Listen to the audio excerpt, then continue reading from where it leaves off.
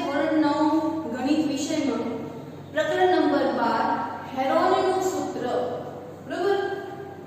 આજથી આપણે નવું પ્રકરણ છે શરૂ કરવાનું છે. તો આ કંઈક અલગ જ મજા આવે એવું છે. બહુ સરસ ચેપ્ટર છે, તમને આમાં ખૂબ છે એ મજા આવશે.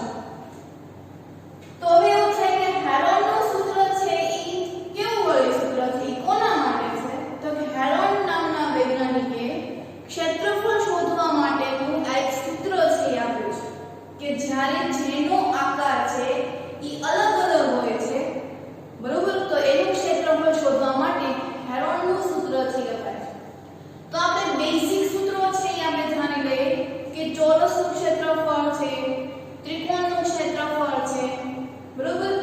અર્ધવર્તુળનું ક્ષેત્રફળ છે. તો આવી રીતે આપણે અલગ અલગ ક્ષેત્રફળો વિશે છે એ આપણે જાણીએ છીએ. તો અહીંયા હેરોનનું સૂત્ર શું છે? તો હું અહીંયા લખું છું હેરોનનું સૂત્ર બરાબર under route s s minus a s minus b s minus c. હવે તમને એવું થાય કે અહીંયા s એ શું છે? તો કે જ્યાં s બરાબર અર્ધ પરિમિતિ. શું થશે? અર્ધ પરિમિતિ. તો અર્ધ પરિમિતિ એટલે શું? દાખલા તરીકે આ ચોરસ છે, નામ આપી દો a b c અને d. એના નામ માપ છે a b c અને d. હવે હું તમને એમ કહું કે આ ચોરસની પરિમિતિ શોધો, તો તમે શું કરશો? બધી જ બાજુનો શું કરી નાખશો? સરવાળો. તો કે ચોરસ ABCD ની પરિમિતિ બરાબર AB વત્તા BC વત્તા CD વત્તા AD થશે. તો હવે AB નું માપ કેટલું છે? A, BC નું B, CD નું C, AD નું D. તો આ આપણને પરિમિતિ છે એ મળે. તો એવી જ રીતે અર્ધ પરિમિતિ તમને કીધી હોય તો જે પરિમિતિ તમને મળી છે એના અડધા કરી નાખો, તો એ તમારી શું થઈ ગઈ? અર્ધ પરિમિતિ. તો એ એનું પણ સૂત્ર છે તો કે s બરાબર a વત્તા b વત્તા c છેદમાં 2, જ્યાં a b c આપેલ માપ, બરોબર? આ હેરોનનું સૂત્ર છે. હેરોનનું સૂત્ર બરાબર અંડર રૂટ s કૌંસમાં s minus a s minus b s minus c. હવે આપણને કે s શું છે? તો કે અર્ધ પરિમિતિ. એનું સૂત્ર a વત્તા b વત્તા c છેદમાં 2, જ્યાં abc આપેલ માપ. આ સૂત્ર શોધવાની શું કામ જરૂર પડી? ફરી એકવાર કહી દઉં છું. તો આપણને ત્રિકોણનું ક્ષેત્રફળ ખબર છે કે 1/2 પાયો ગુણ્યા વેધ. વર્તુળનું ક્ષેત્રફળ ખબર છે આપણને પાઈ r સ્ક્વેર, બરોબર? ચોરસનું ક્ષેત્રફળ ખબર છે આપણને લંબાઈનો વર્ગ અથવા તો બાજુનો વર્ગ. લંબચોરસની પરિમિતિ શું થશે? લંબચોરસનું ક્ષેત્રફળ શું થશે? તો કે લંબાઈ ગુણ્યા પહોળાઈ.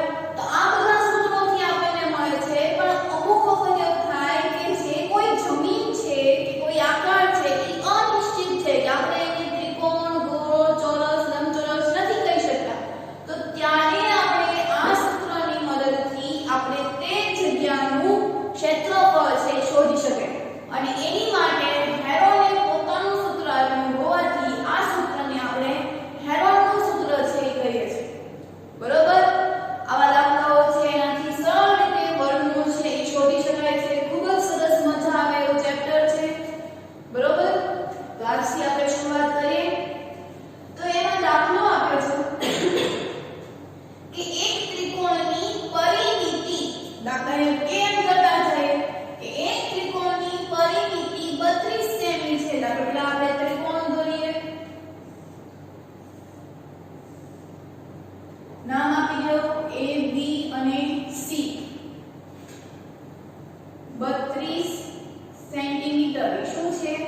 પરિમિતિ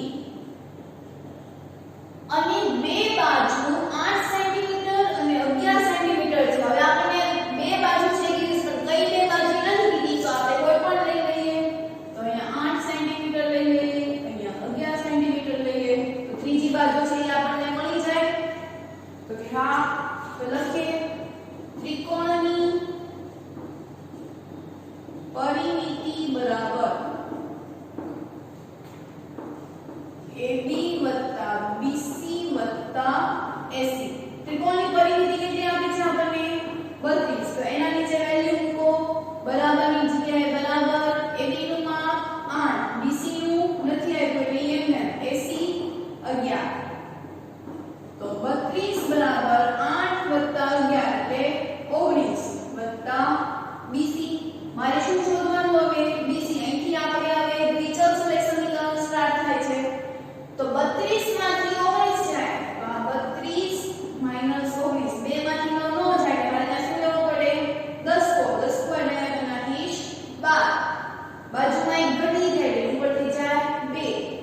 તો 12 માંથી 9 જાય એટલે જવાબ આવશે 3. 2 માંથી 1 જાય એટલે 1. તો BC નું માપ કેટલું મળ્યું આપણને? 13 સેન્ટીમીટર. કેટલું મળ્યું આપણને? હવે આ ભૂસી નાખીએ અને શું લખી નાખીએ? 13 સેન્ટીમીટર. બરોબર. હવે એની માટે પહેલા આપણે ત્રિકોણનું હેરોનનું સૂત્રમાં આપણે s જોશે. s એટલે આપણી અર્ધ પરિમિતિ. તો s બરાબર a + b + c છેદમાં 2. આપેલ ત્રણેય બાજુનો સરવાળો છેદમાં 2. તો જો એ આપણે આપ્યું 8, આપણું a છે, આ આપણું b અને અહીંયા આપણું શું થઈ ગયું? c.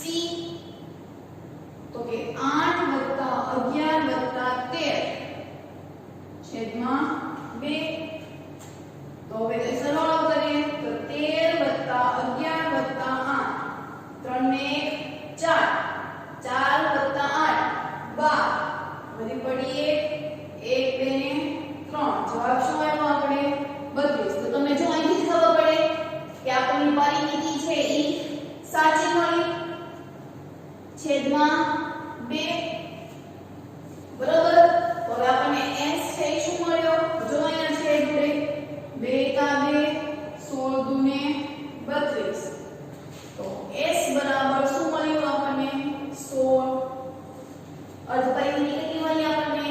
16. તો સૂત્ર આપણને ખબર છે તો લખીએ હેરોનનું સૂત્ર બરાબર √s s - a s - b s - c. બરોબર. કિંમત મૂકી દઈએ. હવે s એટલે આપણી પાસે શું છે? 16. s એટલે 16 16 - a એ બરાબર શું થયું આપણે? 8. 16 - b ની વેલ્યુ કેટલી છે? 11. s એટલે 16, c ની વેલ્યુ 13. ખાસ સમજો જે આપણે કિંમત મળી છે એની આપણે કિંમત છે મૂકી આપણે a બરાબર 8 ધાર્યું, b બરાબર 11 અને c બરાબર 13 અને s બરાબર 16. તો હેરોનનું સૂત્ર આપણને ખબર છે કે √s કૌંસમાં s - a કૌંસમાં s - b કૌંસમાં s - c. એના બધીને કિંમત મૂકી દીધી. સાતમું બાકી આપણે તો હજી આપણે 16 છે એમને રાખીએ. હવે 16 માંથી 8 જાય એટલે જવાબ આવશે 8. 16 માંથી 11 જશે એટલે જવાબ આવશે 5. 16 માંથી 3 જશે 13 જશે એટલે જવાબ આવશે 3. બરોબર. આ બધા વચ્ચે ગુણાકારનો સંબંધ છે. હવે આ બધાને નાનામાં નાના અવયવ પાડીશ. શું પાડીશ? નાનામાં નાના અવયવ. તો જો અહીંયા 16 નું શું થશે? જોકે 16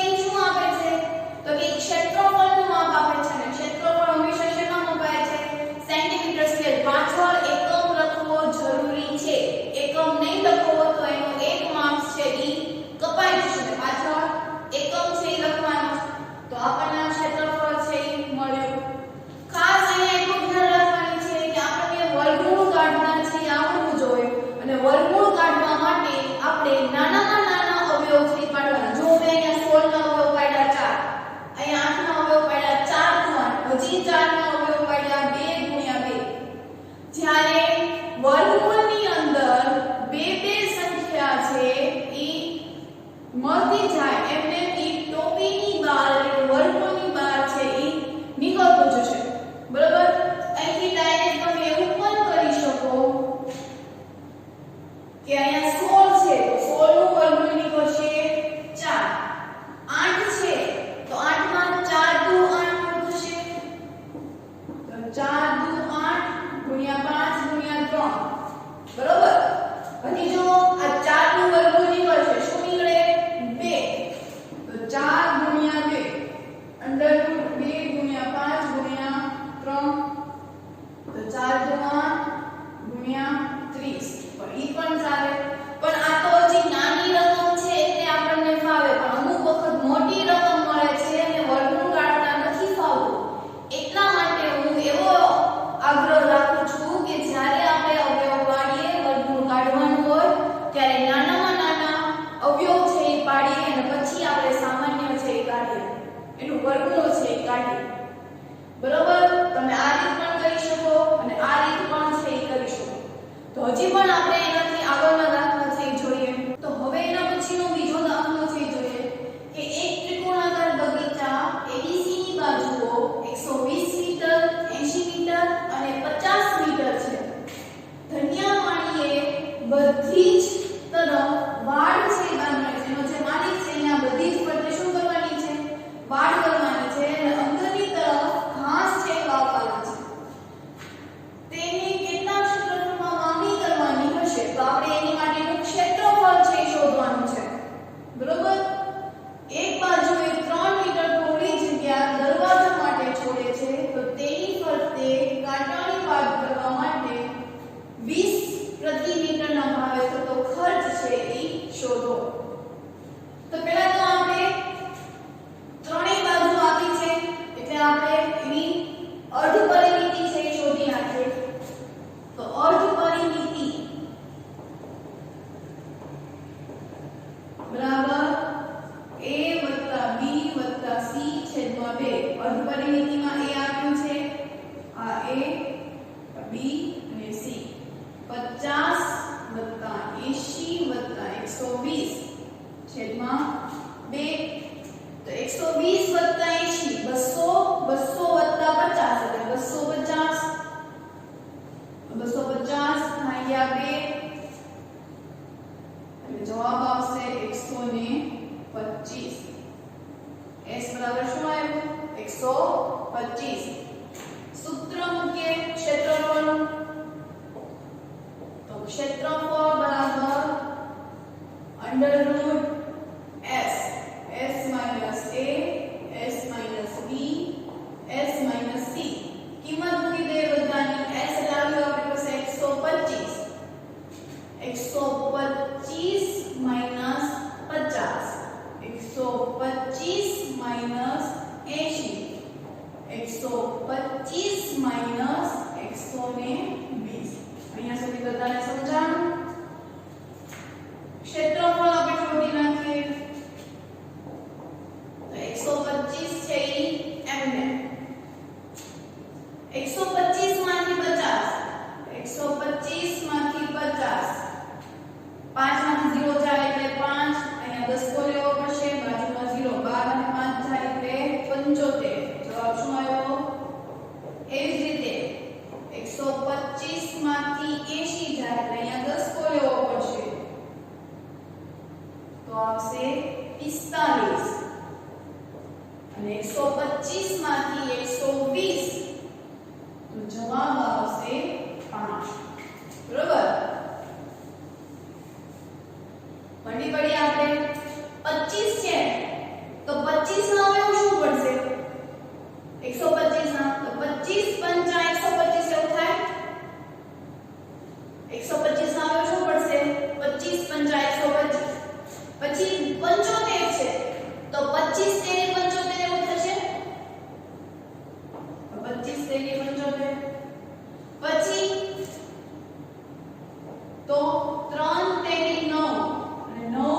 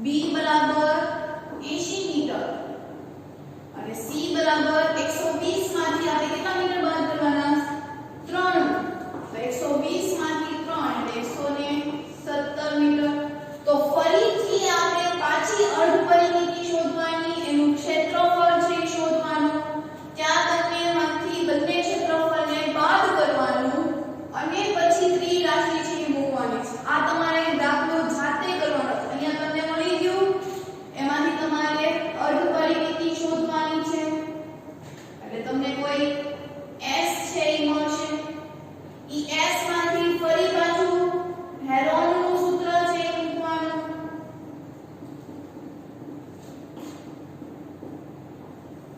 બરોબર એટલે તમને કોઈ એનું ક્ષેત્રફળ છે એ મળશે એટલે કુલ ક્ષેત્રફળ બરાબર કુલ ક્ષેત્રફળમાંથી તમારે ક્ષેત્રફળ